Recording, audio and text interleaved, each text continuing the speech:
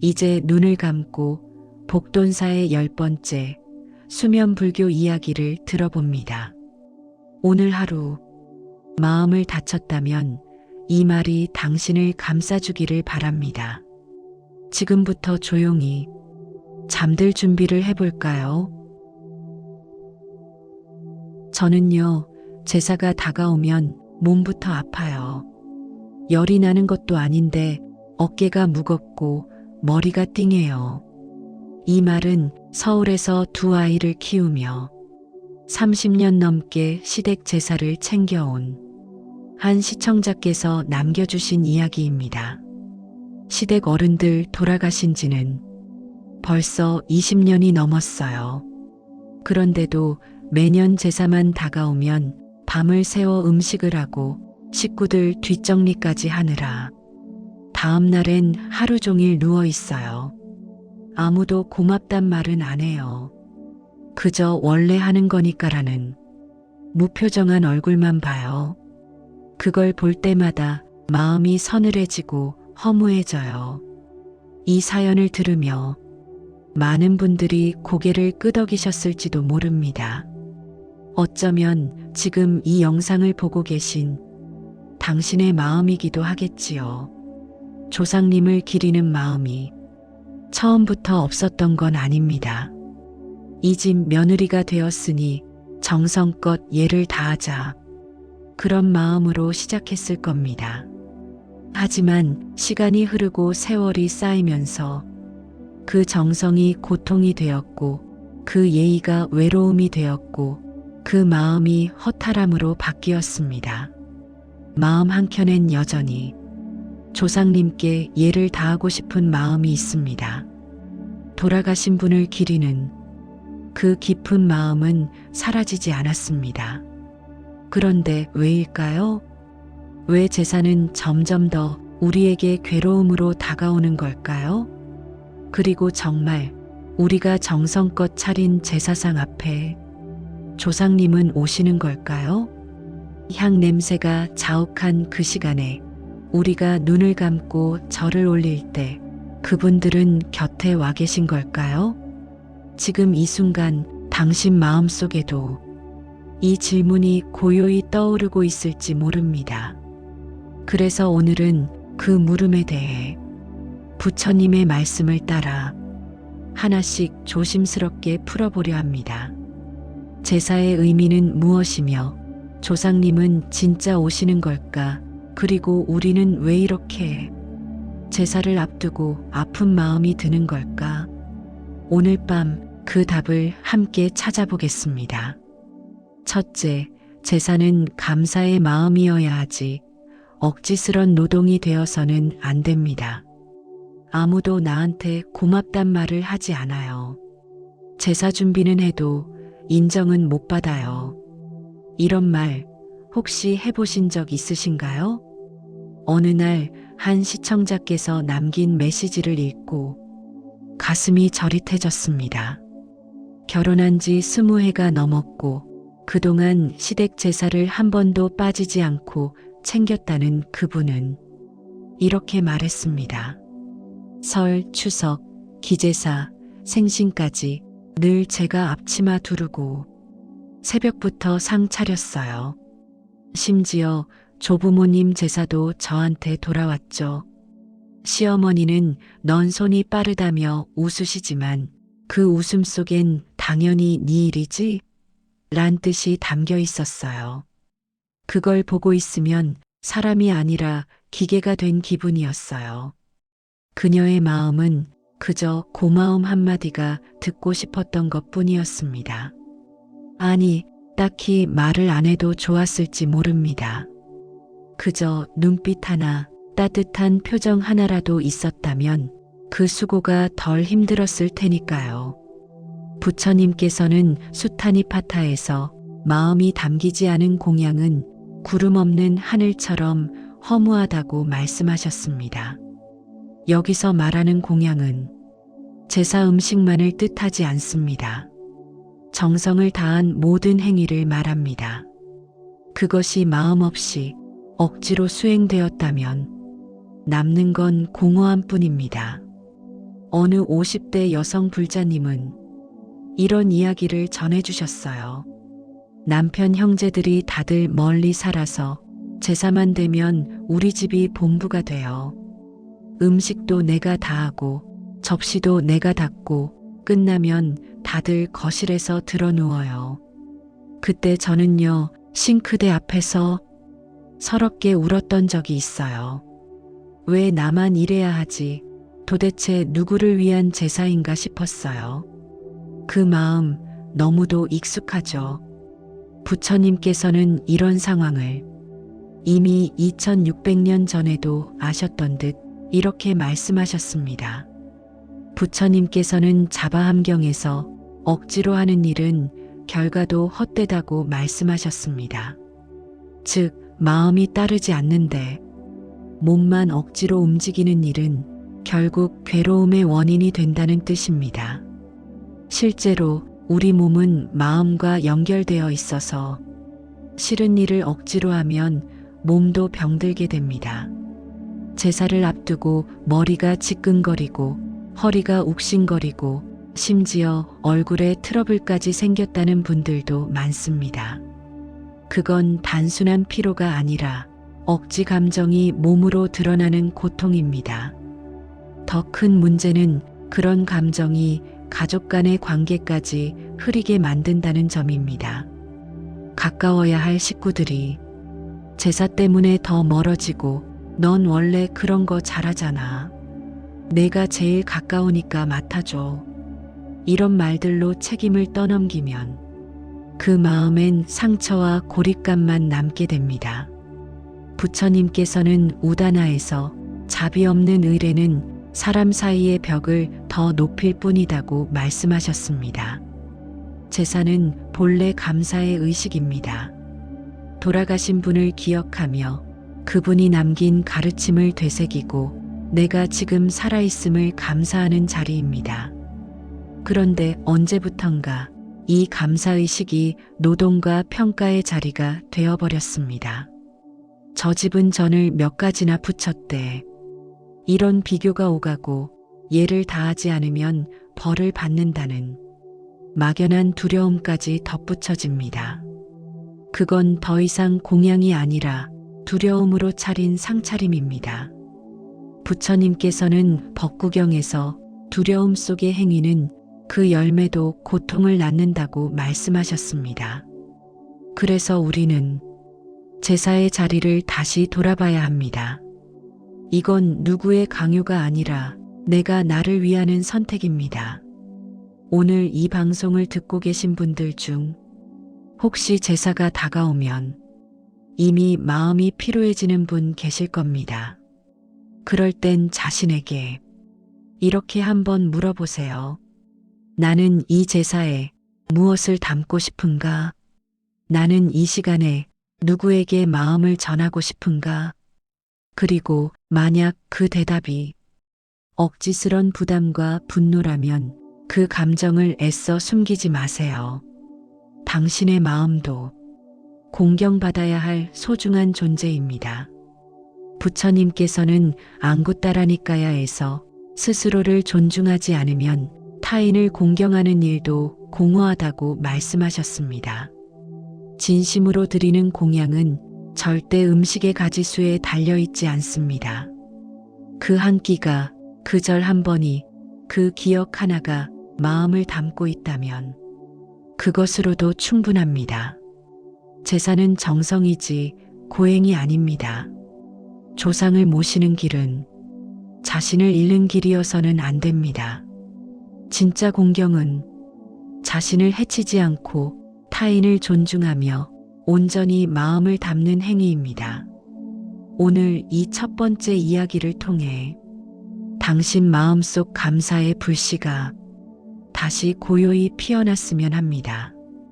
둘째, 돌아가신 이를 기리는 제사는 살아있는 가족을 위한 마음이기도 합니다. 제사만 되면 남편이 더 열심히 움직여요. 일찍 퇴근하고 마트도 다녀오고 조상님 사진도 닦아요. 그런데요, 병원에 누워 계신 제 친정엄마는 벌써 6개월째 얼굴도 안 보러 가요. 이 말은 경기도 의정부에 살고 있는 한 시청자께서 보내주신 사연입니다. 그녀는 친정어머니가 뇌졸중으로 쓰러진 이후 혼자서 매주 병원을 오가며 간병 중이라고 했습니다. 남편은 장모님 원래 사람 오가는 거 번거로워하는 분 아니었냐며 자기와는 상관없는 듯한 태도를 보였다고 합니다. 그런 남편이 제사만 되면 갑자기 성심성의가 되는 걸 보면 씁쓸해진다는 것이 그녀의 고백이었습니다. 죽은 조상은 극진히 챙기면서 지금 살아있는 내 엄마는 왜 이렇게 소홀히 대하는 걸까? 그 마음 많은 분들이 공감하실 겁니다.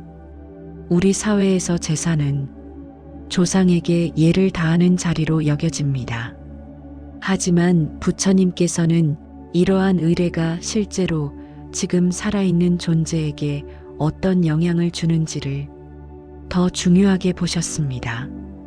법구경에서는 죽은 자를 기리는 것보다 살아있는 자를 도와주는 것이 더 큰 복이다 라는 구절이 전해집니다. 즉, 부처님은 의례 그 자체보다 그 의례가 살아있는 사람의 삶에 어떤 자비를 실천하게 하는가를 진정한 공덕으로 보셨습니다. 살아있는 사람의 슬픔을 돌보지 않으면서 죽은 자에게만 예를 다하는 건 결국 형식만 남은 공경에 불과할 수 있습니다. 어느 스님께서는 한 법문에서 이렇게 설명하신 적도 있습니다. 조상 제사는 돌아가신 분을 위한 것이지만 그 제사를 준비하고 지내는 사람은 살아있는 우리입니다. 그런데 그 제사를 통해 산이들의 마음이 상하고 원망이 쌓인다면 그건 조상에게도 기쁘지 않은 일입니다. 이 말씀은 매우 중요합니다. 왜냐하면 제사는 단지 조상을 기리는 자리가 아니라 산 사람의 마음을 정화하고 관계를 다시 바라보게 하는 의례이기 때문입니다. 감사, 회한, 그리움, 정성, 이 모든 감정이 녹아들어 있는 의식, 그것이 제사의 원래 모습이죠. 하지만 현실에서는 어떨까요? 올해 제사는 누구 집에서 하지? 형님 댁은 명절에도 안 왔으니 이번엔 우리가 피해보지 말자. 애들은 조상님 관심도 없잖아. 굳이 데리고 올 필요 있나? 이런 대화들이 오가고 그 속에서 마음은 점점 더 멀어집니다. 이 장면을 떠올리며 한 가지 질문을 해봅니다. 과연 이런 제사가 조상님께 위로가 될까요? 부처님께서는 수타니파타의 한 구절에서 화해 없는 공양은 바람 위의 꽃과 같다고 설하셨습니다. 즉, 살아있는 사람들 사이에 미움과 원망이 해소되지 않은 채 드려지는 공양은 결국 어디에도 닿지 못한 채 흩어진다는 뜻입니다. 조상을 기리는 행위는 그분의 삶을 기억하고 그 삶에서 내가 무엇을 배우는지를 돌아보는 시간입니다. 그분이 남긴 말씀, 그분이 겪은 고생, 그분이 지녔던 덕목을 되새기고 전하고 나누는 것이 진정한 제사인 것입니다. 어느 스님은 이런 말씀도 하신 적이 있습니다. 돌아가신 분께 절을 올릴 때마다 당신은 지금 살아있는 사람에게 어떤 자비를 베풀고 있는지도 함께 돌아보라. 그렇기에 제사는 단지 돌아가신 이를 위한 시간이 아니라 지금 살아있는 나와 가족들을 위한 마음 정리의 시간입니다. 한 며느리는 제사 준비 도중 친정엄마가 위독하다는 연락을 받았습니다. 그런데 시댁에서는 제사는 다 끝내고 가라며 붙잡았다고 해요. 그 며느리는 결국 친정어머니의 마지막 얼굴을 보지 못했습니다. 그녀는 말했습니다. 그때 이후로 전 제사상에 절을 할 수가 없었어요. 그 자리가 공경이 아니라 고통이 됐거든요. 이 이야기는 결코 특별한 경우가 아닙니다. 우리는 이런 이야기들을 너무도 많이 듣고 겪고 넘겨왔습니다. 부처님께서 오다나에서 말씀하시길 한 사람의 마음이 상한 자리는 100번의 공양보다 무겁다고 하셨습니다. 이 말은 단지 한 사람의 감정이 문제가 아니라 그 감정이 제사의 의미 전체를 가릴 수 있다는 경고이기도 합니다. 그러므로 우리는 물어야 합니다. 지금 내가 드리는 이 제사, 과연 누구를 위한 것인가? 죽은 이를 위한 예식은 결국 살아있는 사람의 손으로 이루어집니다. 그 마음이 상했다면 그 공양은 온전히 닿을 수 없습니다. 제사는 살아있는 이들이 서로의 마음을 살피고 그 안에 쌓인 감정들을 비워내고 감사함과 공경의 언어를 나누는 소중한 기회가 되어야 합니다. 형식만 남은 제사 대신 마음이 담긴 시간으로 바뀌기를 바랍니다. 부처님께서는 앙구따라니까야에서도 다음과 같이 말씀하셨습니다. 살아있는 이를 돌보지 않고 죽은 자만을 기리는 행위는 어두운 방에 등을 등지고 앉은 것과 같다. 이제 우리는 등을 돌린 자리에 작은 등불 하나를 켜야 합니다. 그것은 살아있는 가족을 바라보는 시선이고 지금 내 곁에 있는 사람을 챙기는 자비입니다. 그것이 부처님이 바라보신 제사의 본뜻이고 우리가 다시 되찾아야 할 가족의 연입니다. 셋째, 형식에 치우친 제사는 가족 간의 괴로움을 낳습니다. 그날 전을 3번째로 굽고 있었어요. 기름이 튀고 연기가 올라오고 정신이 없었죠. 잠깐 한눈을 판 사이에 산적이 조금 탔는데 시아버지가 다가오시더니 조상님 앞에서 이게 무슨 짓이냐고 버럭 소리를 지르셨어요. 이 말은 서울에서 2 아이를 키우며 제사를 챙기던 한 며느리의 고백입니다. 그녀는 그날 이후 제사만 다가오면 손에 힘이 빠지고 마음이 먼저 무너진다고 했습니다. 그 순간 제가 왜 그 자리에 있었는지, 무엇을 위해 음식을 만들고 있었는지 모든 게 흐려졌어요. 그저 해야 하니까 하는 일이 되어버렸더라고요. 이야기를 듣고 마음이 무거워졌습니다. 그녀의 말처럼 많은 제사 준비가 의무감에 의해 진행됩니다. 그런데 의무로만 움직이는 몸에는 감사가 담기기 어렵습니다. 우다나에 따르면 부처님께서는 형식은 마음을 가릴 뿐이며 진실한 뜻은 사라진다고 하셨습니다. 즉, 절차만 남고 마음이 사라진 제사는 겉으론 그럴듯할지 몰라도 속은 비어있다는 뜻입니다. 불자들이 제사를 대할 때 마음속 갈등 중 하나가 바로 이 형식과 진심의 문제입니다. 한 50대 여성 시청자는 이런 사연을 전해주셨습니다. 명절마다 동서들과 경쟁하듯 상을 차려요. 누가 더 많은 반찬을 만들었는지, 누가 더 좋은 재료를 썼는지 겉으론 웃지만 눈빛은 따갑죠. 제사상에 올라가는 음식보다 그걸 만드는 내내 쌓이는 긴장이 더 힘들어요. 제사는 본래 조상을 기리며 감사의 뜻을 전하는 자리입니다. 그러나 현실에서는 그 자리가 보이지 않는 평가와 비교의 장이 되고 있습니다. 누군가는 음식의 가짓수가 적다고 수군거리고 누군가는 절 순서가 틀렸다고 인상을 씁니다. 정성은 중요하지만 그 정성이 괴로움으로 변하면 그건 더 이상 공양이 아닙니다. 부처님께서는 수타니파타에서 정성이 집착으로 흐르면 그 열매는 고통이 된다고 설하셨습니다. 한 스님은 불교는 형식의 종교가 아니라 마음의 종교라며 이런 말을 전하신 적도 있습니다. 차린 음식이 다소 부족해도 그 마음이 고요하고 평화롭다면 그 공양은 조상에게도 온전히 닿는다. 그러나 원망과 억울함 속에서 차린 상은 그 어떤 진심도 전해지지 않는다. 이 말은 현재를 살아가는 우리 모두에게 깊은 울림을 줍니다. 한 60대 여성 불자님은 이런 말씀도 전해주셨어요. 20년 넘게 시댁 제사를 지냈는데 이젠 손목 관절도 나가고 허리도 아파요. 그런데도 시댁 식구들은 끝까지 챙겨야 한다고들 해요. 하지만 그 말이 저한테는 몸이 망가져도 참아라로 들립니다. 몸이 힘들면 마음도 무너집니다.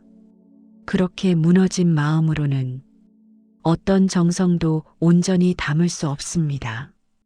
이처럼 형식에 치우친 제사는 그 정성을 당연시하게 만들고 그 당연함은 곧 고립감과 서운함으로 변합니다. 나는 이렇게 했는데 왜 아무도 알아주지 않지? 언제까지 나 혼자 떠맡아야 하지? 이런 생각들이 쌓이면 제사는 어느새 감사의 자리가 아니라 감정의 고립을 강화하는 시간이 됩니다. 법구경에선 행위는 겉모습이 아니라 마음에서 시작된다. 마음이 상한 행위는 열매도 괴로움을 낳는다고 말합니다. 그래서 우리는 다시 물어야 합니다. 내가 이 제사를 이렇게까지 준비하는 이유는 무엇일까?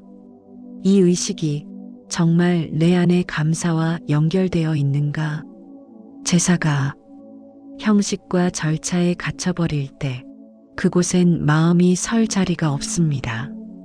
제사상을 차리는 일이 또 하나의 수행이 될 수 있으려면 그 중심에는 언제나 고요한 마음, 나눔의 마음, 감사의 마음이 있어야 합니다. 요즘은 전통을 유지하면서도 형식을 줄이고 의미를 살리는 방향으로 제사를 바꾸려는 가정이 늘고 있습니다. 예를 들어 가족들이 함께 앉아 한 끼 소박한 음식을 나누며 조상에 대한 이야기를 나누는 식입니다. 어떤 가족은 밥상에 음식을 한두 가지만 올려두고 사진을 보며 돌아가신 분의 일화를 말합니다. 그리고는 그 삶을 어떻게 기억하고 있는지를 함께 나눕니다. 그런 시간이야말로 진정한 제사일 수 있습니다. 앙구따라니까야에서는 진심 어린 기억과 고요한 감사가 죽은 자의 영혼을 밝히는 등불이 된다고 전합니다.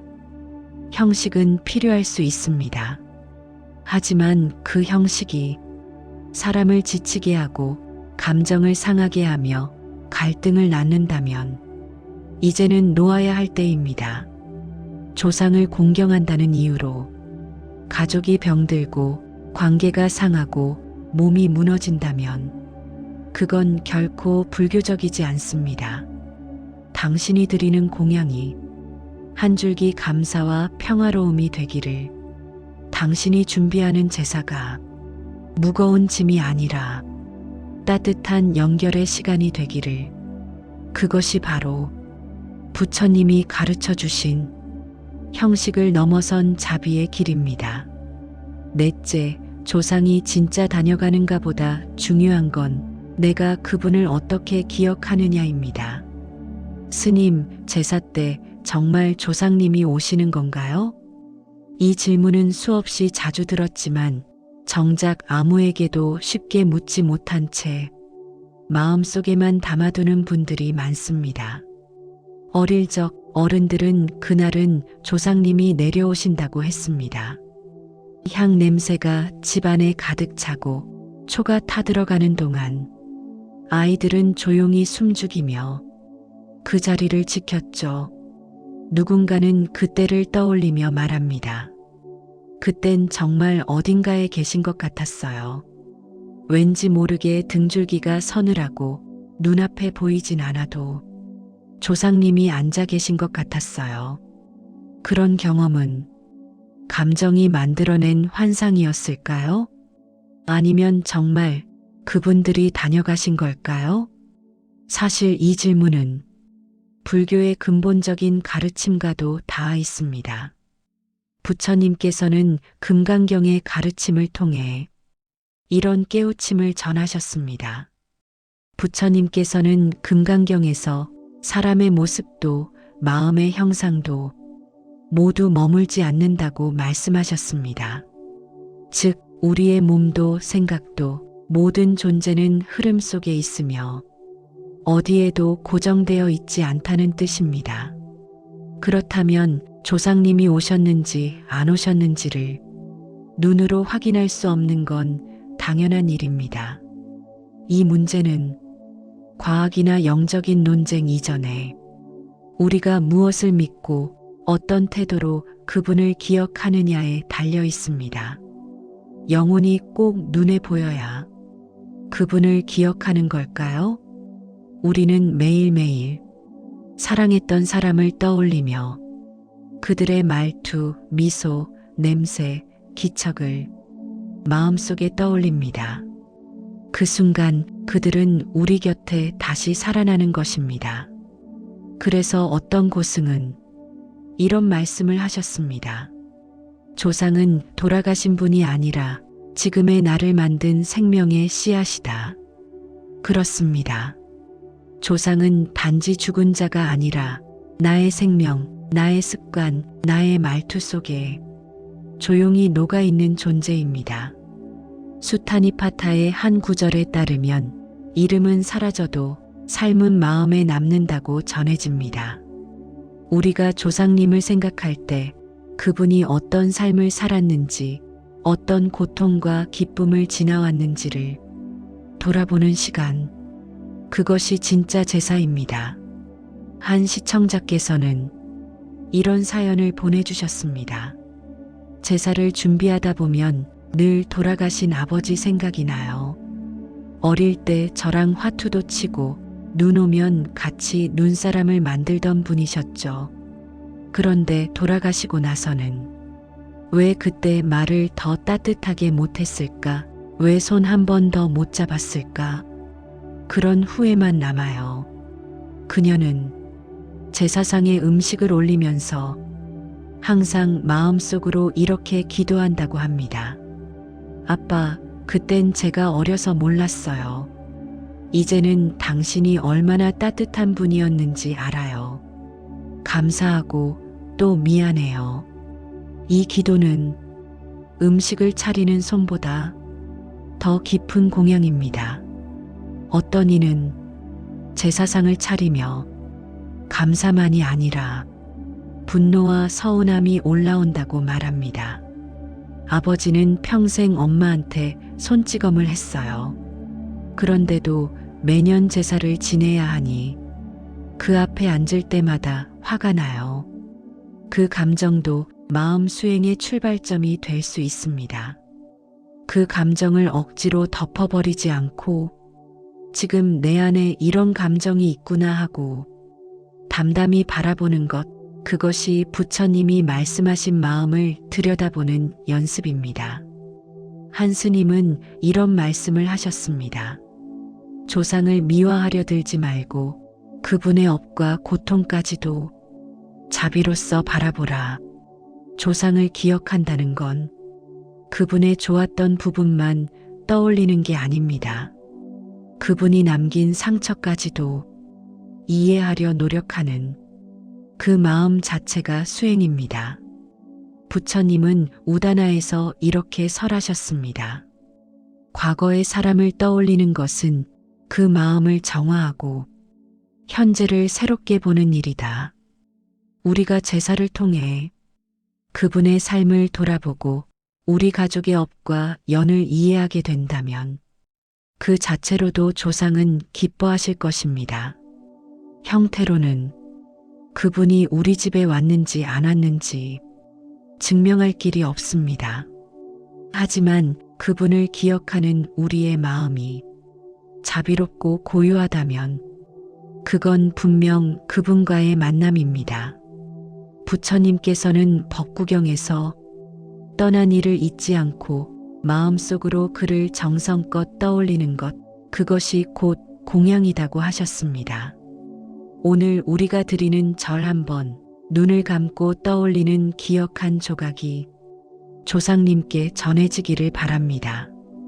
그분이 진짜 다녀갔는지 누가 증명할 수는 없지만 그분을 떠올리며 나의 삶이 조금 더 따뜻해지고 오늘 하루가 더 고요해졌다면 그걸로 충분하지 않을까요?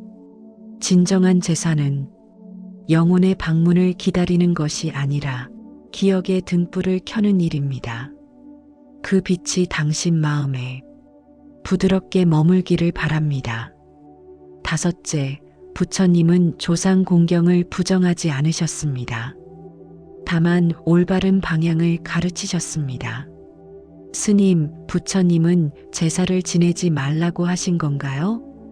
불교는 조상 제사를 금기시하나요? 이런 질문은 사찰을 찾는 불자들 사이에서 가장 흔하게 오가는 대화 중 하나입니다.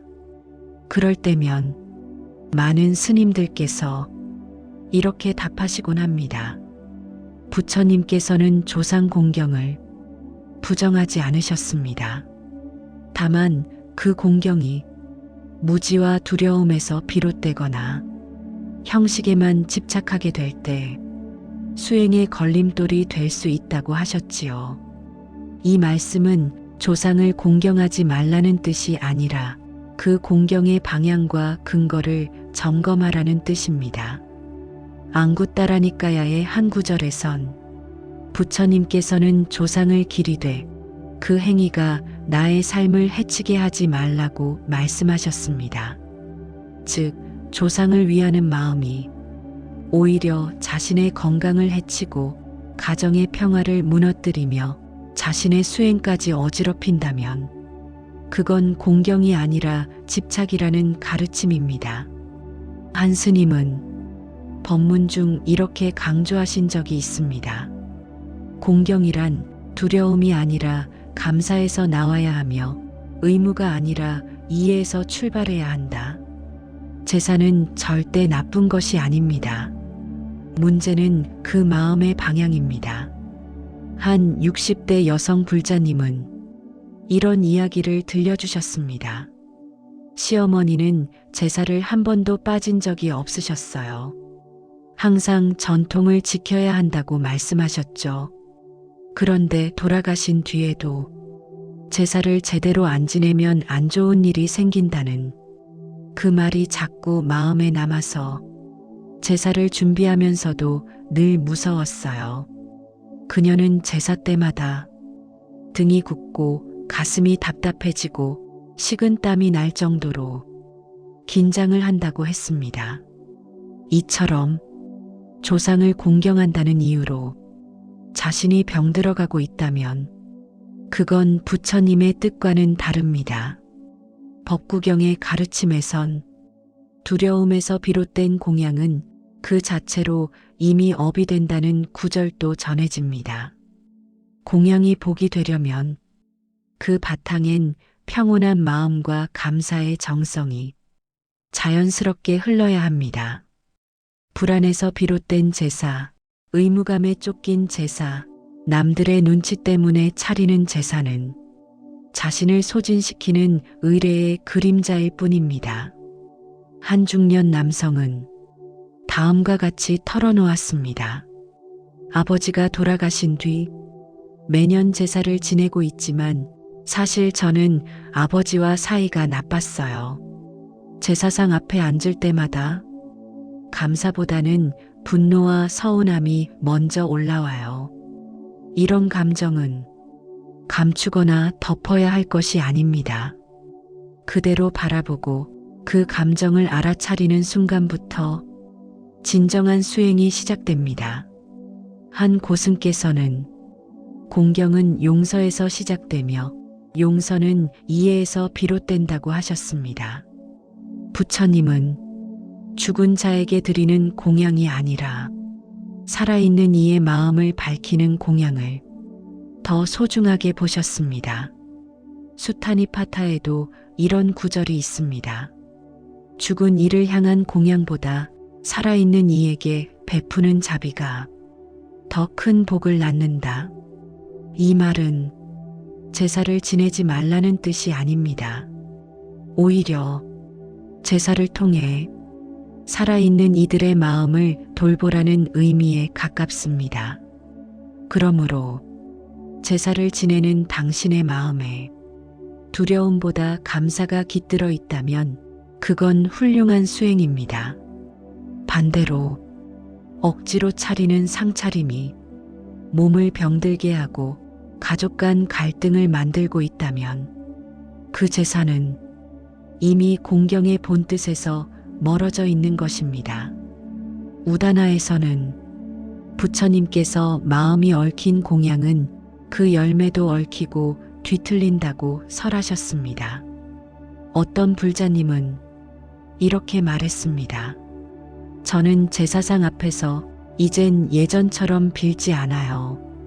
그저 조용히 눈을 감고 고맙습니다 한마디를 마음속에 올려요. 그리고 살아있는 엄마한테 전화를 해요. 엄마, 밥 드셨어요? 그것도 저는 제사의 일부라고 생각해요. 이러한 변화는 전통을 버리는 게 아니라 전통의 정수를 되살리는 일입니다. 한 걸음 더 나아가 우리는 다음과 같은 질문을 스스로에게 던질 수 있어야 합니다. 나는 지금 누구를 위해 이 제사를 지내는가? 나는 지금 어떤 마음으로 이 음식을 준비하고 있는가? 만약 그 마음이 조금이라도 억울하거나 무겁다면 지금이야말로 그 마음을 내려놓고 다시 중심을 잡아야 할 시간입니다. 부처님께서 우리에게 원하신 공경은 몸을 혹사하며 절차를 따르는 일이 아니라 자비로운 마음 하나를 살리는 일이었습니다. 그래서 어떤 스님은 마지막에 이렇게 말씀하셨습니다. 정성스런 제사 한 번보다 지금 곁에 있는 사람의 손을 한 번 더 잡아주는 것이 부처님의 길과 더 가깝습니다. 이제는 조상도 제사상에 전을 몇 개 올리느냐보다 내 자손이 어떤 마음으로 나를 기억하고 있는가를 더 귀하게 여기실지도 모릅니다. 당신이 지금 가벼운 마음으로, 감사의 마음으로, 그리고 고요한 마음으로 제사를 준비하신다면 그 마음은 분명히 조상에게 전해지고 당신의 삶에도 복으로 되돌아올 것입니다. 문득 이런 생각이 스쳐갑니다. 나중에 내 자식들은 과연 내 제사를 지내줄까? 아무에게도 말하지 않았지만 마음 한켠에 오래도록 머물러 있던 작은 물음입니다. 묵묵히 제사를 이어온 사람일수록 나는 이걸 왜 하고 있을까? 내 자식도 나를 이렇게 기억해 줄까? 그런 생각이 어느 순간 마음을 파고들죠. 특히 요즘 세대는 절도 안 하고 제사라는 개념 자체에 거리감을 느낍니다. 어떤 분은 이렇게 말했습니다. 우리 딸은요, 그런 거 다 미신이에요 하면서 제사상 앞에 앉지도 않아요. 그럴 때면 이 마음이 올라옵니다. 내가 이렇게까지 했는데 나중에 아무도 내 사진 앞에 절 한 번 안 하면 나는 어떻게 되는 걸까? 그 불안은 자신이 외면당할까 두려운 마음에서 옵니다. 사실 그 마음에는 기억되고 싶다는 간절함이 숨어 있습니다.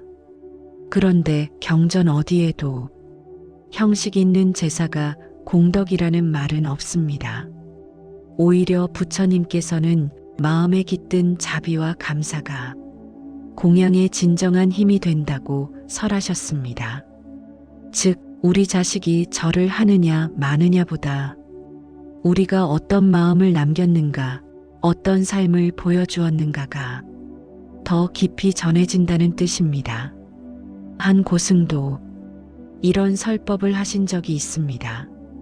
어머니가 평생 하신 말, 식탁에서 건넨 한마디, 병간호하며 지켜본 눈빛 하나가 그 자식의 마음에 남습니다. 그게 진짜 제사고, 그게 진짜 공양입니다. 당신이 지금 살아있는 동안 자식에게 전한 따뜻한 말 한마디, 불쑥 꺼내준 뜨거운 밥 한 그릇, 그런 순간들이야말로 당신을 기억하게 하는 삶의 제사입니다. 그렇기에 형식은 변할 수 있어도 마음은 절대 사라지지 않습니다. 어느 딸은 이런 편지를 남겼습니다. 엄마, 저는 제사상은 못 차릴지 몰라요. 하지만 엄마가 저한테 해주던 말들 아직도 그대로 기억해요. 참지 말고 말해라. 힘들면 하루는 쉬어도 된다. 엄마가 남긴 말 때문에 제가 지금도 버티고 있어요. 그 편지는 누구보다도 깊은 절이었습니다.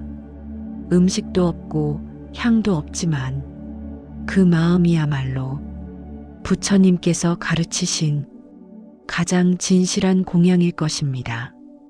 수타니파타의 한 구절에서도 부처님께서는 이렇게 설하셨습니다. 입으로 부른 이름은 사라지지만 마음에 새긴 자비는 세대를 건너 남는다. 지금 당신이 자식에게 주는 말, 함께 보내는 시간, 당신이 삶으로 전하는 모습, 그 모든 것이 이미 미래의 제사가 되고 있는 것입니다. 그러니 너무 두려워 마세요. 형식은 사라져도 기억은 살아남고 그 기억은 따뜻할수록 오래 머뭅니다. 제사란 단지 죽은 이를 위한 의식이 아니라 살아있는 우리가 서로에게 남기는 기억의 방식입니다. 그리고 그 기억이 부드럽고 고요할 때 우리의 삶은 다음 세대에게도 편안한 향기로 남을 수 있습니다. 당신이 오늘 전한 사소한 다정함, 무심한 듯 건넨 조언 하나가 언젠가는 당신을 위한 기도로 돌아올지도 모릅니다. 그 기도는 꼭 제사상 앞에서가 아니라 바쁜 하루 중 문득 엄마가 보고 싶다는 그 마음으로도 충분히 전해질 수 있습니다. 당신이 이미 그런 마음을 지닌 사람이라면 그 자체로 당신은 자식들에게 가장 따뜻한 제사를 받은 것입니다. 이야기를 여기까지 따라와 주신 당신께 고요한 마음으로 마지막 이야기를 전해드리고 싶습니다. 해마다 돌아오는 제사, 당연하게 여겨졌던 그 시간이 어느 순간부터 마음의 짐으로 느껴졌다면 그건 결코 당신만의 문제가 아닙니다. 매년 비슷한 시기에 찾아오는 피로감, 며느리로서, 아내로서, 딸로서의 책임감, 그 모든 감정의 무게를 감추고 지내오셨던 당신의 마음을 부처님도 조상님도 결코 가볍게 여기지 않으실 것입니다. 부처님께서는 법구경의 한 구절에서 타인을 위한 공양이 아닌 자기 마음을 다스리는 공양이 참된 예경이다라고 설하셨습니다. 즉, 남에게 보이기 위한 절차나 음식이 아니라 내 안의 정성과 평안이 담긴 마음, 그 마음이야말로 가장 진실한 공양이라는 뜻입니다. 한 스님은 법문 말미에 이렇게 말씀하셨습니다. 조상은 제사상의 반찬보다 당신 마음속의 평안을 더 바라십니다. 억지로 차린 상보다 고요한 눈빛 하나가 더 큰 공경이 됩니다. 제사란 누가 더 많은 반찬을 만들었는지, 누가 더 오랜 시간 준비했는지를 경쟁하는 자리가 아닙니다. 제사는 돌아가신 분을 떠올리며 내 삶과 마음을 되돌아보는 시간입니다. 그리고 그 시간은 꼭 많은 음식과 절차로만 이루어질 필요는 없습니다. 안구따라니까야에 전해지기로는 감사한 마음 한 조각이 1000개의 꽃보다 귀하다는 부처님의 말씀이 있습니다. 당신이 드리는 따뜻한 기억 하나, 고맙다는 속삭임 하나, 그것이 바로 조상께 닿는 가장 깊은 기도일 수 있습니다. 혹시 지금까지의 제사가 의무로 느껴졌다면 오늘부터는 감사로 바꾸어 보세요. 혹시 매년 찾아오는 갈등이 당신을 지치게 했다면 올해는 화해를 향해 한 걸음만 더 다가가 보세요. 형식에 얽매이지 않아도 됩니다. 그저 당신을 기억하고 있습니다. 그 마음 하나면 충분합니다. 한불자님은 이렇게 말씀하셨습니다. 이젠 상을 차리는 것도 줄이고 그 시간에 조용히 향 하나 피워놓고 마음을 씻는 기도를 드려요. 오히려 그게 더 오래 기억에 남더라고요. 불교는 복잡한 절차보다 단순하고 진심 어린 실천을 귀하게 여깁니다. 억지로 하는 공양은 조상도 기뻐하지 않으시며 그 정성이 지나치면 몸과 마음이 먼저 무너질 수 있습니다. 우다나에서는 억지의 공경은 고요를 흩뜨리고 진심의 절은 복을 부른다는 부처님의 말씀이 전해집니다. 지금 이 순간 당신이 어떤 제사를 지내든 그 중심에 평안한 마음 하나가 있다면 그것이야말로 조상과 부처님께 드리는 가장 깊은 공양입니다. 복돈사는 그 마음을 누구보다도 소중히 여깁니다. 당신이 살아온 시간, 묵묵히 준비해온 제사, 그리고 미처 말하지 못했던 고단한 마음까지 다 괜찮다고 잘해오셨다고 고요히 안아드립니다. 이제는 형식이 아닌 의미로, 갈등이 아닌 화해로, 두려움이 아닌 고요로 제사를 맞이하셔도 좋습니다. 오늘 하루 당신의 마음이 따뜻하게 가라앉기를 바랍니다. 그리고 오늘 밤 향 하나 피우고 눈을 감는다면 그 마음이 고요한 등불처럼 당신 안에 머물기를 바랍니다. 부처님께서도 조상님도 그 고요한 기도를 기쁘게 받으실 것입니다. 당신은 오늘도 잘 쉬어도 됩니다. 충분히 잘 살아오셨습니다. 지금까지의 이야기를 잘 들으셨다면 지금부터는 같은 이야기, 같은 울림을 조금 더 천천히 반복해 드립니다. 아직 잠이 들지 않으셨다면 두 번째 이야기는 더 깊은 이완과 함께 이어집니다. 이제 눈을 감고 복돈사의 10번째 수면불교 이야기를 들어봅니다. 오늘 하루 마음을 다쳤다면 이 말이 당신을 감싸주기를 바랍니다. 지금부터 조용히 잠들 준비를 해볼까요?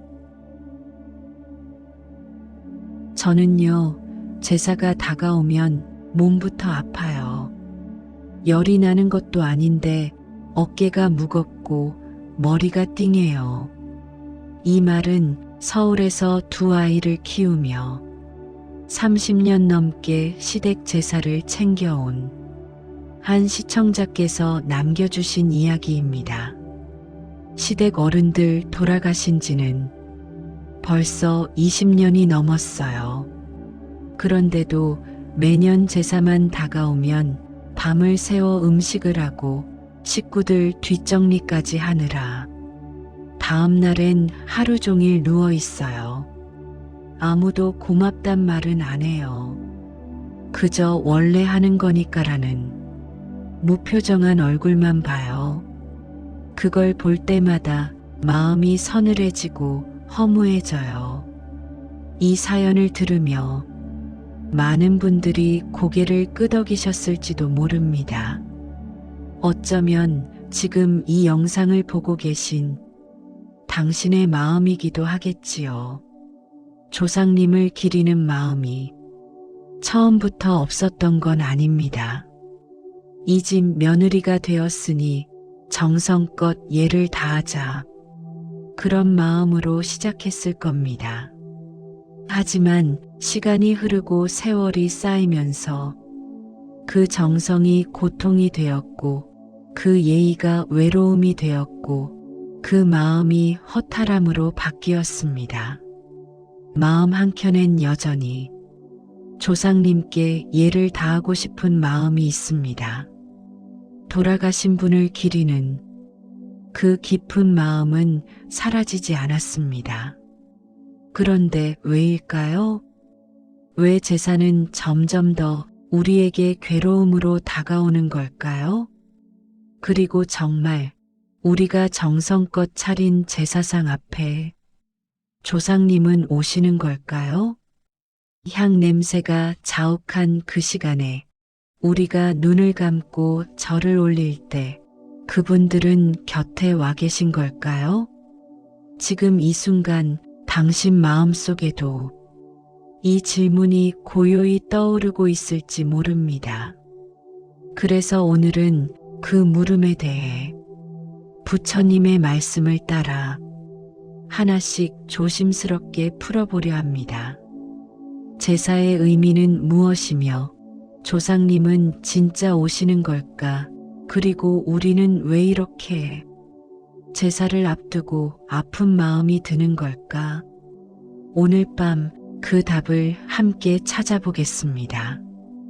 첫째, 제사는 감사의 마음이어야 하지 억지스런 노동이 되어서는 안 됩니다. 아무도 나한테 고맙단 말을 하지 않아요. 제사 준비는 해도 인정은 못 받아요. 이런 말 혹시 해보신 적 있으신가요? 어느 날 한 시청자께서 남긴 메시지를 읽고 가슴이 저릿해졌습니다. 결혼한 지 20해가 넘었고 그동안 시댁 제사를 한 번도 빠지지 않고 챙겼다는 그분은 이렇게 말했습니다. 설, 추석, 기제사, 생신까지 늘 제가 앞치마 두르고 새벽부터 상 차렸어요. 심지어 조부모님 제사도 저한테 돌아왔죠. 시어머니는 넌 손이 빠르다며 웃으시지만 그 웃음 속엔 당연히 네 일이지? 란 뜻이 담겨 있었어요. 그걸 보고 있으면 사람이 아니라 기계가 된 기분이었어요. 그녀의 마음은 그저 고마움 한마디가 듣고 싶었던 것 뿐이었습니다. 아니, 딱히 말을 안 해도 좋았을지 모릅니다. 그저 눈빛 하나, 따뜻한 표정 하나라도 있었다면 그 수고가 덜 힘들었을 테니까요. 부처님께서는 수타니파타에서 마음이 담기지 않은 공양은 구름 없는 하늘처럼 허무하다고 말씀하셨습니다. 여기서 말하는 공양은 제사 음식만을 뜻하지 않습니다. 정성을 다한 모든 행위를 말합니다. 그것이 마음 없이 억지로 수행되었다면 남는 건 공허함 뿐입니다. 어느 50대 여성 불자님은 이런 이야기를 전해주셨어요. 남편 형제들이 다들 멀리 살아서 제사만 되면 우리 집이 본부가 돼요. 음식도 내가 다 하고 접시도 내가 닦고 끝나면 다들 거실에서 드러 누워요. 그때 저는요, 싱크대 앞에서 서럽게 울었던 적이 있어요. 왜 나만 이래야 하지? 도대체 누구를 위한 제사인가 싶었어요. 그 마음 너무도 익숙하죠. 부처님께서는 이런 상황을 이미 2600년 전에도 아셨던 듯 이렇게 말씀하셨습니다. 부처님께서는 자바함경에서 억지로 하는 일은 결과도 헛되다고 말씀하셨습니다. 즉, 마음이 따르지 않는데 몸만 억지로 움직이는 일은 결국 괴로움의 원인이 된다는 뜻입니다.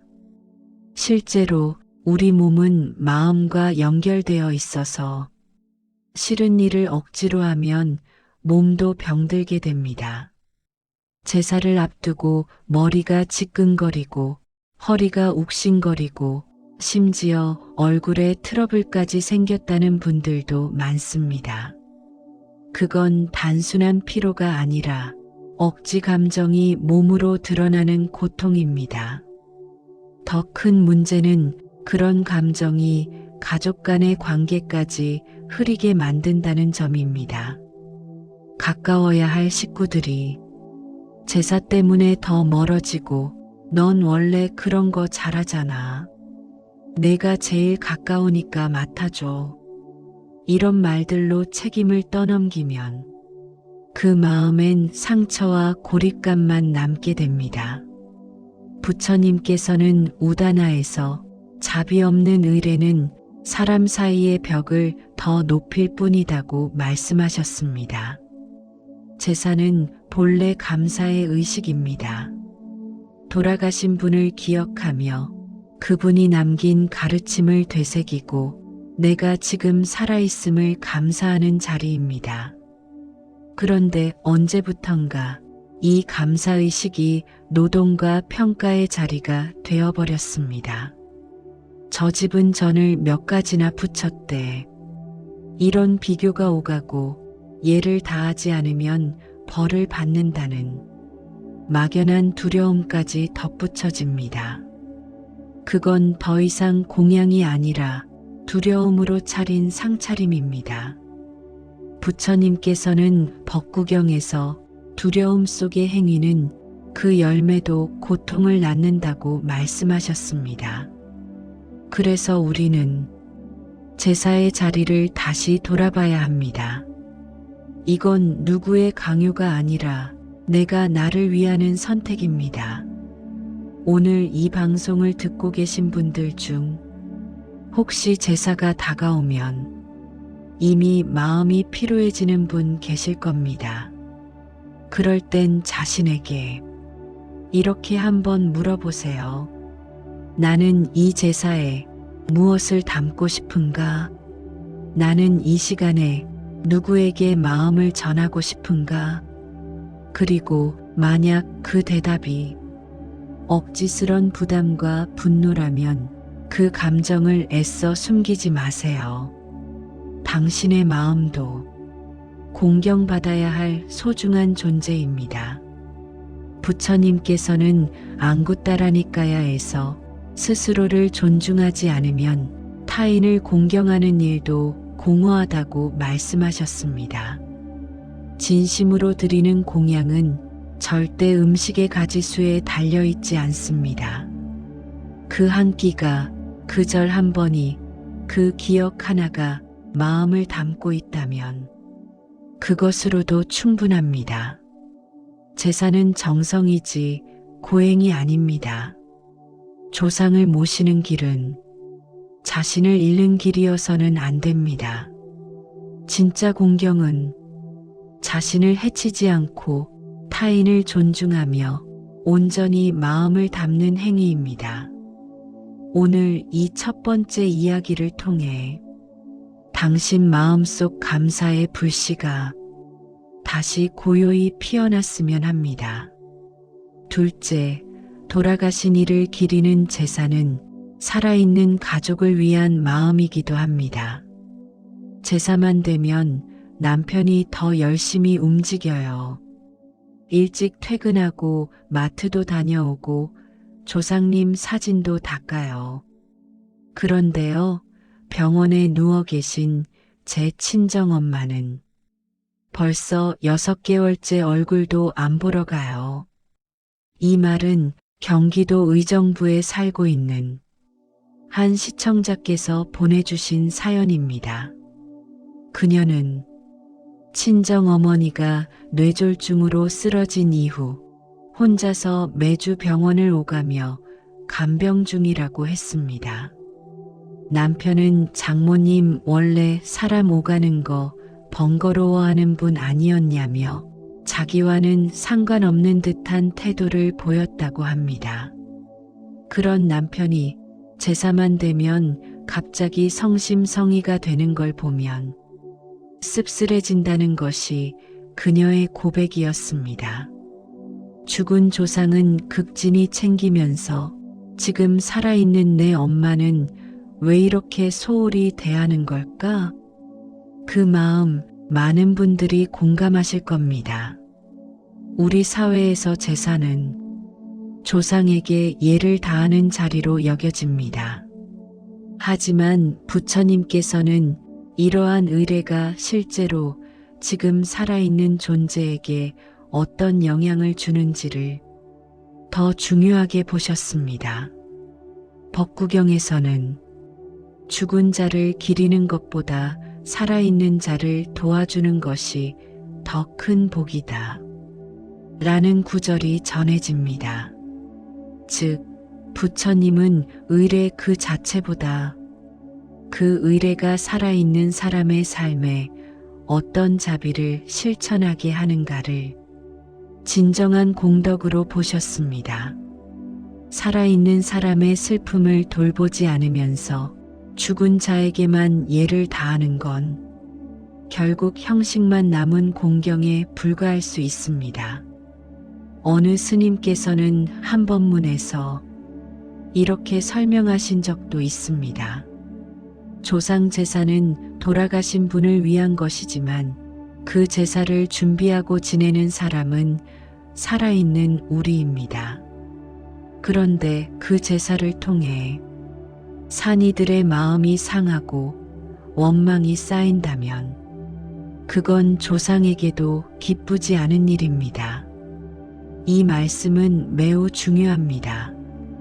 왜냐하면 제사는 단지 조상을 기리는 자리가 아니라 산 사람의 마음을 정화하고 관계를 다시 바라보게 하는 의례이기 때문입니다. 감사, 회한, 그리움, 정성, 이 모든 감정이 녹아들어 있는 의식, 그것이 제사의 원래 모습이죠. 하지만 현실에서는 어떨까요? 올해 제사는 누구 집에서 하지? 형님 댁은 명절에도 안 왔으니 이번엔 우리가 피해보지 말자. 애들은 조상님 관심도 없잖아.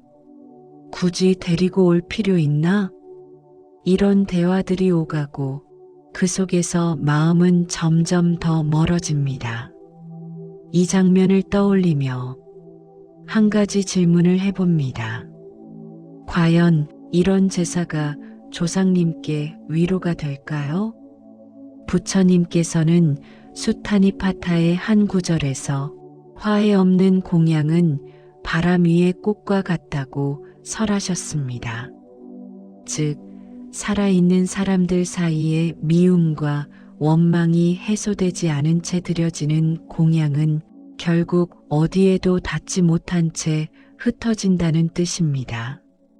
조상을 기리는 행위는 그분의 삶을 기억하고 그 삶에서 내가 무엇을 배우는지를 돌아보는 시간입니다. 그분이 남긴 말씀, 그분이 겪은 고생, 그분이 지녔던 덕목을 되새기고 전하고 나누는 것이 진정한 제사인 것입니다. 어느 스님은 이런 말씀도 하신 적이 있습니다. 돌아가신 분께 절을 올릴 때마다 당신은 지금 살아있는 사람에게 어떤 자비를 베풀고 있는지도 함께 돌아보라. 그렇기에 제사는 단지 돌아가신 이를 위한 시간이 아니라 지금 살아있는 나와 가족들을 위한 마음 정리의 시간입니다. 한 며느리는 제사 준비 도중 친정엄마가 위독하다는 연락을 받았습니다. 그런데 시댁에서는 제사는 다 끝내고 가라며 붙잡았다고 해요. 그 며느리는 결국 친정어머니의 마지막 얼굴을 보지 못했습니다. 그녀는 말했습니다. 그때 이후로 전 제사상에 절을 할 수가 없었어요. 그 자리가 공경이 아니라 고통이 됐거든요. 이 이야기는 결코 특별한 경우가 아닙니다. 우리는 이런 이야기들을 너무도 많이 듣고 겪고 넘겨왔습니다. 부처님께서 오다나에서 말씀하시길 한 사람의 마음이 상한 자리는 100번의 공양보다 무겁다고 하셨습니다. 이 말은 단지 한 사람의 감정이 문제가 아니라 그 감정이 제사의 의미 전체를 가릴 수 있다는 경고이기도 합니다. 그러므로 우리는 물어야 합니다. 지금 내가 드리는 이 제사, 과연 누구를 위한 것인가? 죽은 이를 위한 예식은 결국 살아있는 사람의 손으로 이루어집니다. 그 마음이 상했다면 그 공양은 온전히 닿을 수 없습니다. 제사는 살아있는 이들이 서로의 마음을 살피고 그 안에 쌓인 감정들을 비워내고 감사함과 공경의 언어를 나누는 소중한 기회가 되어야 합니다. 형식만 남은 제사 대신 마음이 담긴 시간으로 바뀌기를 바랍니다. 부처님께서는 앙구따라니까야에서도 다음과 같이 말씀하셨습니다.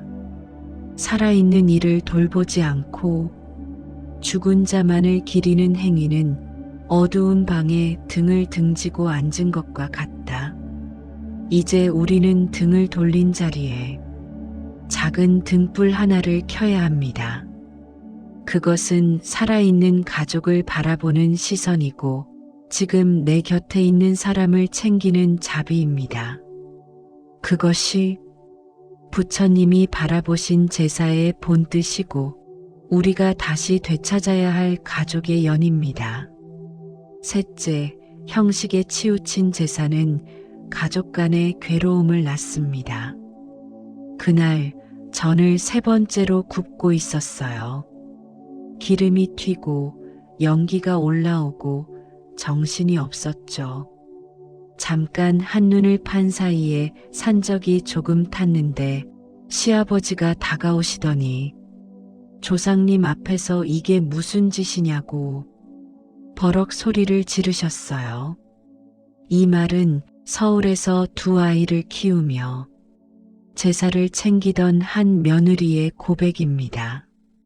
그녀는 그날 이후 제사만 다가오면 손에 힘이 빠지고 마음이 먼저 무너진다고 했습니다. 그 순간 제가 왜 그 자리에 있었는지, 무엇을 위해 음식을 만들고 있었는지 모든 게 흐려졌어요. 그저 해야 하니까 하는 일이 되어버렸더라고요. 이야기를 듣고 마음이 무거워졌습니다. 그녀의 말처럼 많은 제사 준비가 의무감에 의해 진행됩니다. 그런데 의무로만 움직이는 몸에는 감사가 담기기 어렵습니다. 오다나에 따르면 부처님께서는 형식은 마음을 가릴 뿐이며 진실한 뜻은 사라진다고 하셨습니다. 즉, 절차만 남고 마음이 사라진 제사는 겉으론 그럴듯할지 몰라도 속은 비어있다는 뜻입니다. 불자들이 제사를 대할 때 마음속 갈등 중 하나가 바로 이 형식과 진심의 문제입니다. 한 50대 여성 시청자는 이런 사연을 전해주셨습니다. 명절마다 동서들과 경쟁하듯 상을 차려요. 누가 더 많은 반찬을 만들었는지, 누가 더 좋은 재료를 썼는지 겉으론 웃지만 눈빛은 따갑죠. 제사상에 올라가는 음식보다 그걸 만드는 내내 쌓이는 긴장이 더 힘들어요. 제사는 본래 조상을 기리며 감사의 뜻을 전하는 자리입니다. 그러나 현실에서는 그 자리가 보이지 않는 평가와 비교의 장이 되고 있습니다. 누군가는 음식의 가짓수가 적다고 수군거리고 누군가는 절 순서가 틀렸다고 인상을 씁니다. 정성은 중요하지만 그 정성이 괴로움으로 변하면 그건 더 이상 공양이 아닙니다. 부처님께서는 수타니파타에서 정성이 집착으로 흐르면 그 열매는 고통이 된다고 설하셨습니다. 한 스님은 불교는 형식의 종교가 아니라 마음의 종교라며 이런 말을 전하신 적도 있습니다. 차린 음식이 다소 부족해도 그 마음이 고요하고 평화롭다면 그 공양은 조상에게도 온전히 닿는다. 그러나 원망과 억울함 속에서 차린 상은 그 어떤 진심도 전해지지 않는다. 이 말은 현재를 살아가는 우리 모두에게 깊은 울림을 줍니다. 한 60대 여성 불자님은 이런 말씀도 전해주셨어요. 20년 넘게 시댁 제사를 지냈는데 이젠 손목 관절도 나가고 허리도 아파요. 그런데도 시댁 식구들은 끝까지 챙겨야 한다고들 해요. 하지만 그 말이 저한테는 몸이 망가져도 참아라로 들립니다. 몸이 힘들면 마음도 무너집니다. 그렇게 무너진 마음으로는 어떤 정성도 온전히 담을 수 없습니다. 이처럼 형식에 치우친 제사는 그 정성을 당연시하게 만들고 그 당연함은 곧 고립감과 서운함으로 변합니다. 나는 이렇게 했는데 왜 아무도 알아주지 않지? 언제까지 나 혼자 떠맡아야 하지? 이런 생각들이 쌓이면 제사는 어느새 감사의 자리가 아니라 감정의 고립을 강화하는 시간이 됩니다. 법구경에선 행위는 겉모습이 아니라 마음에서 시작된다. 마음이 상한 행위는 열매도 괴로움을 낳는다고 말합니다. 그래서 우리는 다시 물어야 합니다. 내가 이 제사를 이렇게까지 준비하는 이유는 무엇일까? 이 의식이 정말 내 안의 감사와 연결되어 있는가? 제사가 형식과 절차에 갇혀버릴 때 그곳엔 마음이 설 자리가 없습니다. 제사상을 차리는 일이 또 하나의 수행이 될 수 있으려면 그 중심에는 언제나 고요한 마음, 나눔의 마음, 감사의 마음이 있어야 합니다. 요즘은 전통을 유지하면서도 형식을 줄이고 의미를 살리는 방향으로 제사를 바꾸려는 가정이 늘고 있습니다. 예를 들어 가족들이 함께 앉아 한 끼 소박한 음식을 나누며 조상에 대한 이야기를 나누는 시기입니다. 어떤 가족은 밥상에 음식을 한두 가지만 올려두고 사진을 보며 돌아가신 분의 일화를 말합니다. 그리고는 그 삶을 어떻게 기억하고 있는지를 함께 나눕니다. 그런 시간이야말로 진정한 제사일 수 있습니다. 앙구따라니까야에서는 진심 어린 기억과 고요한 감사가 죽은 자의 영혼을 밝히는 등불이 된다고 전합니다. 형식은 필요할 수 있습니다. 하지만 그 형식이 사람을 지치게 하고 감정을 상하게 하며 갈등을 낳는다면 이제는 놓아야 할 때입니다. 조상을 공경한다는 이유로 가족이 병들고 관계가 상하고 몸이 무너진다면 그건 결코 불교적이지 않습니다. 당신이 드리는 공양이 한 줄기 감사와 평화로움이 되기를, 당신이 준비하는 제사가 무거운 짐이 아니라 따뜻한 연결의 시간이 되기를, 그것이 바로 부처님이 가르쳐 주신 형식을 넘어선 자비의 길입니다.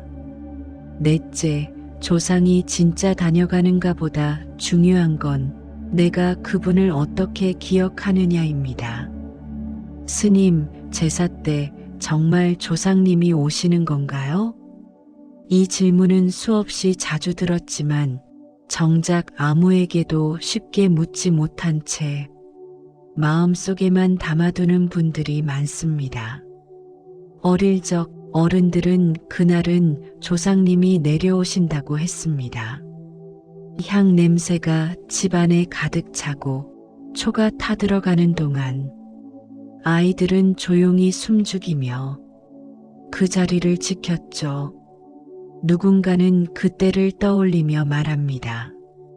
그땐 정말 어딘가에 계신 것 같았어요. 왠지 모르게 등줄기가 서늘하고 눈앞에 보이진 않아도 조상님이 앉아 계신 것 같았어요. 그런 경험은 감정이 만들어낸 환상이었을까요? 아니면 정말 그분들이 다녀가신 걸까요? 사실 이 질문은 불교의 근본적인 가르침과도 닿아 있습니다. 부처님께서는 금강경의 가르침을 통해 이런 깨우침을 전하셨습니다. 부처님께서는 금강경에서 사람의 모습도 마음의 형상도 모두 머물지 않는다고 말씀하셨습니다. 즉, 우리의 몸도 생각도 모든 존재는 흐름 속에 있으며 어디에도 고정되어 있지 않다는 뜻입니다. 그렇다면 조상님이 오셨는지 안 오셨는지를 눈으로 확인할 수 없는 건 당연한 일입니다.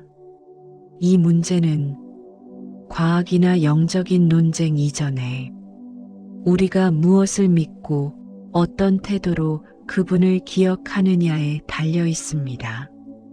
영혼이 꼭 눈에 보여야 그분을 기억하는 걸까요? 우리는 매일매일 사랑했던 사람을 떠올리며 그들의 말투, 미소, 냄새, 기척을 마음속에 떠올립니다. 그 순간 그들은 우리 곁에 다시 살아나는 것입니다. 그래서 어떤 고승은 이런 말씀을 하셨습니다. 조상은 돌아가신 분이 아니라 지금의 나를 만든 생명의 씨앗이다. 그렇습니다. 조상은 단지 죽은 자가 아니라 나의 생명, 나의 습관, 나의 말투 속에 조용히 녹아있는 존재입니다. 수타니파타의 한 구절에 따르면 이름은 사라져도 삶은 마음에 남는다고 전해집니다. 우리가 조상님을 생각할 때 그분이 어떤 삶을 살았는지, 어떤 고통과 기쁨을 지나왔는지를 돌아보는 시간, 그것이 진짜 제사입니다. 한 시청자께서는 이런 사연을 보내주셨습니다. 제사를 준비하다 보면 늘 돌아가신 아버지 생각이 나요. 어릴 때 저랑 화투도 치고 눈 오면 같이 눈사람을 만들던 분이셨죠. 그런데 돌아가시고 나서는 왜 그때 말을 더 따뜻하게 못했을까? 왜 손 한 번 더 못 잡았을까? 그런 후회만 남아요. 그녀는 제사상에 음식을 올리면서 항상 마음속으로 이렇게 기도한다고 합니다. 아빠, 그땐 제가 어려서 몰랐어요. 이제는 당신이 얼마나 따뜻한 분이었는지 알아요. 감사하고 또 미안해요. 이 기도는 음식을 차리는 손보다 더 깊은 공양입니다. 어떤 이는 제사상을 차리며 감사만이 아니라 분노와 서운함이 올라온다고 말합니다. 아버지는 평생 엄마한테 손찌검을 했어요. 그런데도 매년 제사를 지내야 하니 그 앞에 앉을 때마다 화가 나요. 그 감정도 마음 수행의 출발점이 될 수 있습니다. 그 감정을 억지로 덮어버리지 않고 지금 내 안에 이런 감정이 있구나 하고 담담히 바라보는 것, 그것이 부처님이 말씀하신 마음을 들여다보는 연습입니다. 한 스님은 이런 말씀을 하셨습니다. 조상을 미화하려 들지 말고 그분의 업과 고통까지도 자비로써 바라보라. 조상을 기억한다는 건 그분의 좋았던 부분만 떠올리는 게 아닙니다. 그분이 남긴 상처까지도 이해하려 노력하는 그 마음 자체가 수행입니다.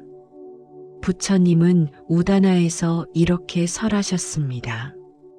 과거의 사람을 떠올리는 것은 그 마음을 정화하고 현재를 새롭게 보는 일이다. 우리가 제사를 통해 그분의 삶을 돌아보고 우리 가족의 업과 연을 이해하게 된다면 그 자체로도 조상은 기뻐하실 것입니다. 형태로는 그분이 우리 집에 왔는지 안 왔는지 증명할 길이 없습니다. 하지만 그분을 기억하는 우리의 마음이 자비롭고 고요하다면 그건 분명 그분과의 만남입니다. 부처님께서는 법구경에서 떠난 이를 잊지 않고 마음속으로 그를 정성껏 떠올리는 것, 그것이 곧 공양이다고 하셨습니다. 오늘 우리가 드리는 절 한번, 눈을 감고 떠올리는 기억 한 조각이 조상님께 전해지기를 바랍니다. 그분이 진짜 다녀갔는지 누가 증명할 수는 없지만 그분을 떠올리며 나의 삶이 조금 더 따뜻해지고 오늘 하루가 더 고요해졌다면 그걸로 충분하지 않을까요? 진정한 제사는 영혼의 방문을 기다리는 것이 아니라 기억의 등불을 켜는 일입니다. 그 빛이 당신 마음에 부드럽게 머물기를 바랍니다. 다섯째, 부처님은 조상 공경을 부정하지 않으셨습니다. 다만 올바른 방향을 가르치셨습니다. 스님, 부처님은 제사를 지내지 말라고 하신 건가요? 불교는 조상 제사를 금기시하나요? 이런 질문은 사찰을 찾는 불자들 사이에서 가장 흔하게 오가는 대화 중 하나입니다. 그럴 때면 많은 스님들께서 이렇게 답하시곤 합니다. 부처님께서는 조상 공경을 부정하지 않으셨습니다. 다만 그 공경이 무지와 두려움에서 비롯되거나 형식에만 집착하게 될 때 수행의 걸림돌이 될 수 있다고 하셨지요. 이 말씀은 조상을 공경하지 말라는 뜻이 아니라 그 공경의 방향과 근거를 점검하라는 뜻입니다. 앙구따라니까야의 한 구절에선 부처님께서는 조상을 기리되 그 행위가 나의 삶을 해치게 하지 말라고 말씀하셨습니다.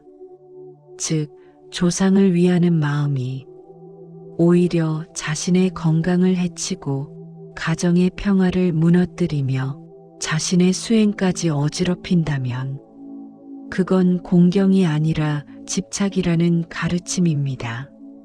한 스님은 법문 중 이렇게 강조하신 적이 있습니다. 공경이란 두려움이 아니라 감사에서 나와야 하며 의무가 아니라 이해에서 출발해야 한다. 제사는 절대 나쁜 것이 아닙니다. 문제는 그 마음의 방향입니다. 한 60대 여성 불자님은 이런 이야기를 들려주셨습니다. 시어머니는 제사를 한 번도 빠진 적이 없으셨어요. 항상 전통을 지켜야 한다고 말씀하셨죠.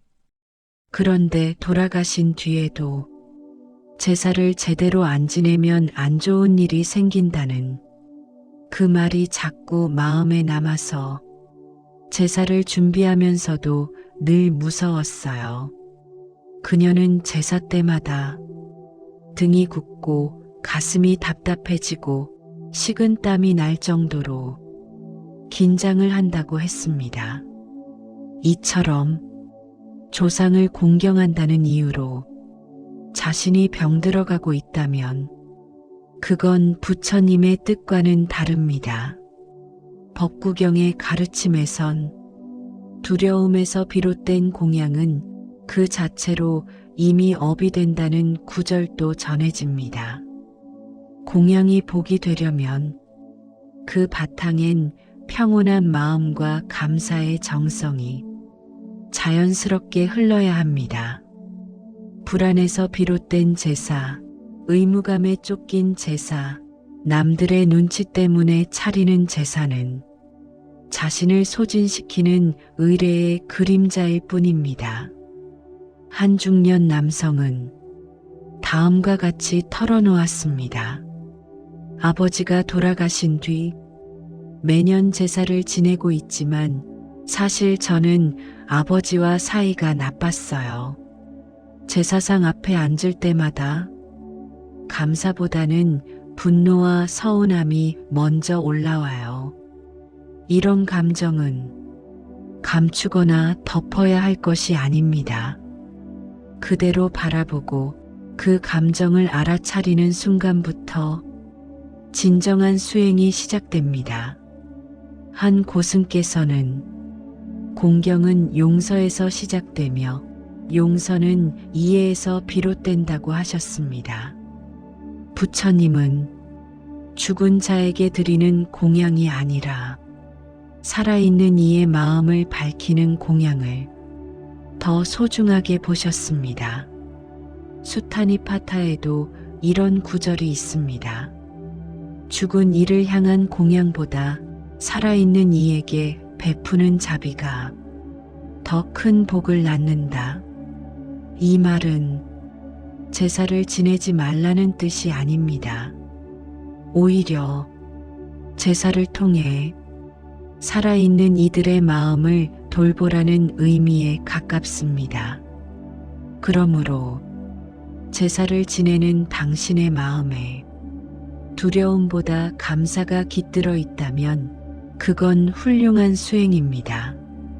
반대로 억지로 차리는 상차림이 몸을 병들게 하고 가족 간 갈등을 만들고 있다면 그 제사는 이미 공경의 본뜻에서 멀어져 있는 것입니다. 우다나에서는 부처님께서 마음이 얽힌 공양은 그 열매도 얽히고 뒤틀린다고 설하셨습니다.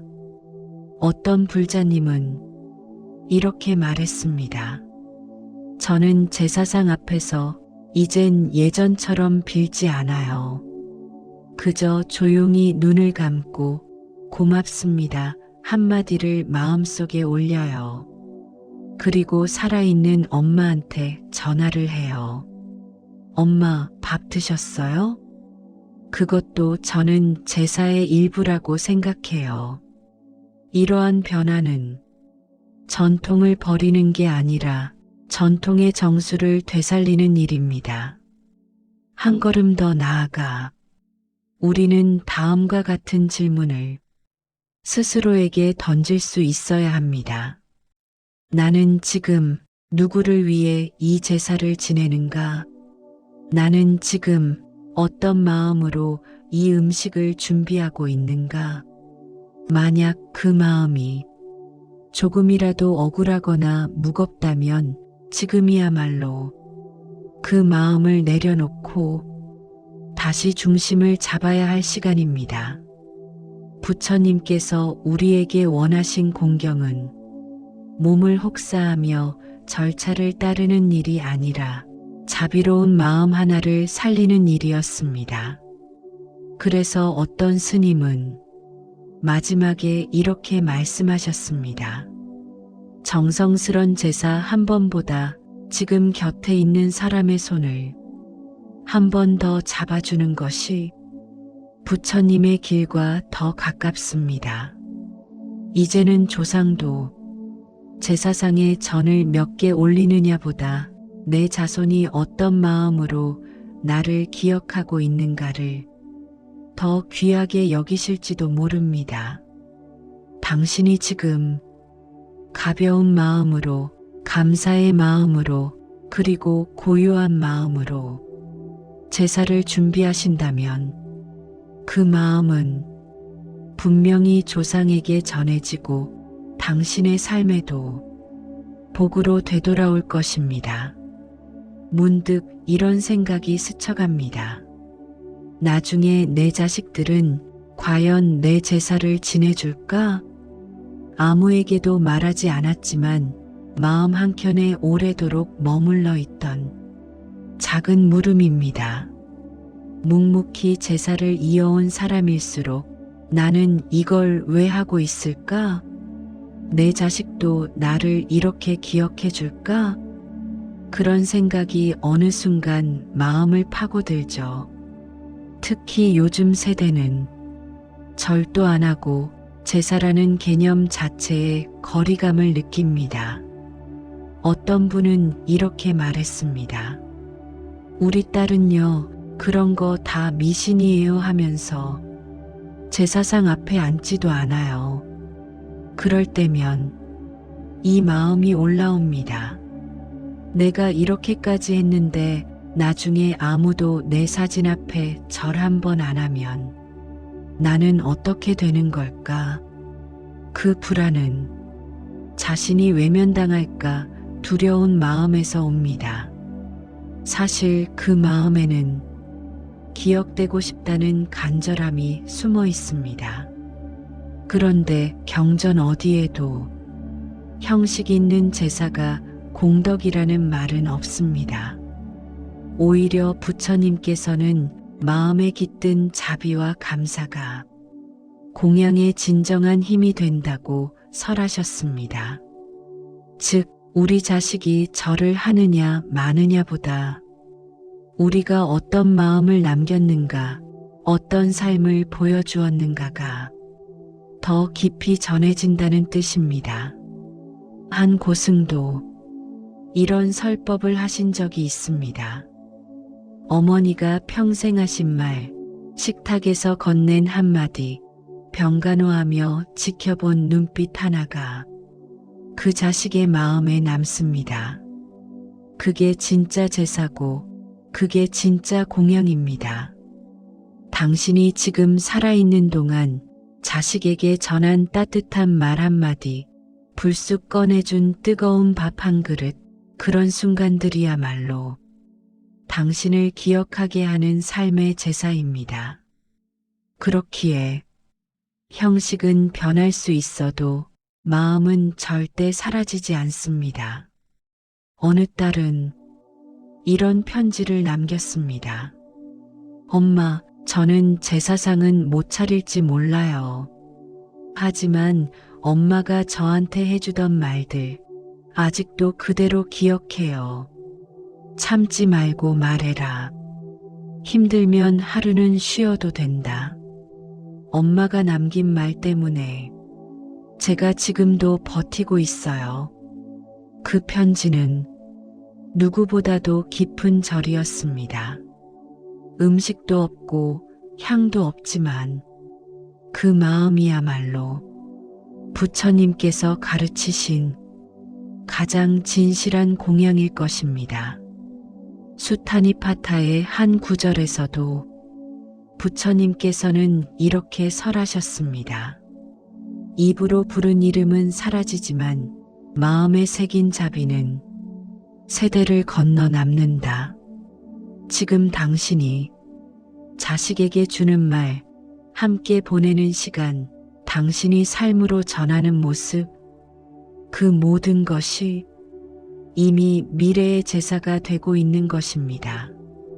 그러니 너무 두려워 마세요. 형식은 사라져도 기억은 살아남고 그 기억은 따뜻할수록 오래 머뭅니다.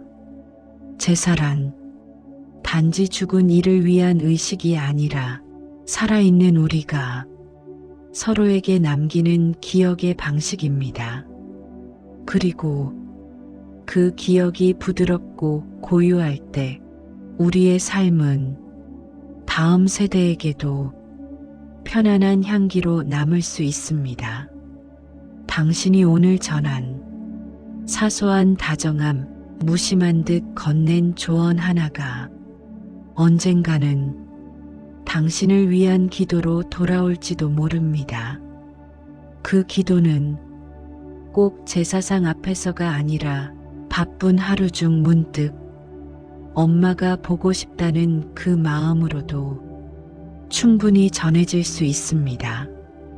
당신이 이미 그런 마음을 지닌 사람이라면 그 자체로 당신은 자식들에게 가장 따뜻한 제사를 받은 것입니다. 이야기를 여기까지 따라와 주신 당신께 고요한 마음으로 마지막 이야기를 전해드리고 싶습니다. 해마다 돌아오는 제사, 당연하게 여겨졌던 그 시간이 어느 순간부터 마음의 짐으로 느껴졌다면 그건 결코 당신만의 문제가 아닙니다. 매년 비슷한 시기에 찾아오는 피로감, 며느리로서, 아내로서, 딸로서의 책임감, 그 모든 감정의 무게를 감추고 지내오셨던 당신의 마음을 부처님도 조상님도 결코 가볍게 여기지 않으실 것입니다. 부처님께서는 법구경의 한 구절에서 타인을 위한 공양이 아닌 자기 마음을 다스리는 공양이 참된 예경이다라고 설하셨습니다. 즉, 남에게 보이기 위한 절차나 음식이 아니라 내 안의 정성과 평안이 담긴 마음, 그 마음이야말로 가장 진실한 공양이라는 뜻입니다. 한 스님은 법문 말미에 이렇게 말씀하셨습니다. 조상은 제사상의 반찬보다 당신 마음속의 평안을 더 바라십니다. 억지로 차린 상보다 고요한 눈빛 하나가 더 큰 공경이 됩니다. 제사란 누가 더 많은 반찬을 만들었는지, 누가 더 오랜 시간 준비했는지를 경쟁하는 자리가 아닙니다. 제사는 돌아가신 분을 떠올리며 내 삶과 마음을 되돌아보는 시간입니다. 그리고 그 시간은 꼭 많은 음식과 절차로만 이루어질 필요는 없습니다. 안구따라니까야에 전해지기로는 감사한 마음 한 조각이 1000개의 꽃보다 귀하다는 부처님의 말씀이 있습니다. 당신이 드리는 따뜻한 기억 하나, 고맙다는 속삭임 하나, 그것이 바로 조상께 닿는 가장 깊은 기도일 수 있습니다. 혹시 지금까지의 제사가 의무로 느껴졌다면 오늘부터는 감사로 바꾸어 보세요. 혹시 매년 찾아오는 갈등이 당신을 지치게 했다면 올해는 화해를 향해 한 걸음만 더 다가가 보세요. 형식에 얽매이지 않아도 됩니다. 그저 당신을 기억하고 있습니다. 그 마음 하나면 충분합니다. 한불자님은 이렇게 말씀하셨습니다. 이젠 상을 차리는 것도 줄이고 그 시간에 조용히 향 하나 피워놓고 마음을 씻는 기도를 드려요. 오히려 그게 더 오래 기억에 남더라고요. 불교는 복잡한 절차보다 단순하고 진심 어린 실천을 귀하게 여깁니다. 억지로 하는 공양은 조상도 기뻐하지 않으시며 그 정성이 지나치면 몸과 마음이 먼저 무너질 수 있습니다. 우다나에서는 억지의 공경은 고요를 흩뜨리고 진심의 절은 복을 부른다는 부처님의 말씀이 전해집니다. 지금 이 순간 당신이 어떤 제사를 지내든 그 중심에 평안한 마음 하나가 있다면 그것이야말로 조상과 부처님께 드리는 가장 깊은 공양입니다. 복돈사는 그 마음을 누구보다도 소중히 여깁니다. 당신이 살아온 시간 묵묵히 준비해온 제사, 그리고 미처 말하지 못했던 고단한 마음까지 다 괜찮다고 잘해오셨다고 고요히 안아드립니다. 이제는 형식이 아닌 의미로, 갈등이 아닌 화해로, 두려움이 아닌 고요로 제사를 맞이하셔도 좋습니다. 오늘 하루 당신의 마음이 따뜻하게 가라앉기를 바랍니다.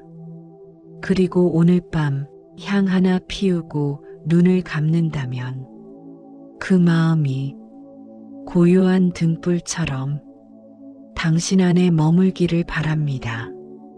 부처님께서도 조상님도 그 고요한 기도를 기쁘게 받으실 것입니다. 당신은 오늘도 잘 쉬어도 됩니다. 충분히 잘 살아오셨습니다. 당신은 오늘 좋은 말 한마디로 하루를 잘 정리하셨습니다. 지금 이 평화가 내일의 당신을 지켜주기를 바랍니다. 복돈사의 수면 불교는 언제나 그 자리에 있습니다. 편안한 밤 되십시오.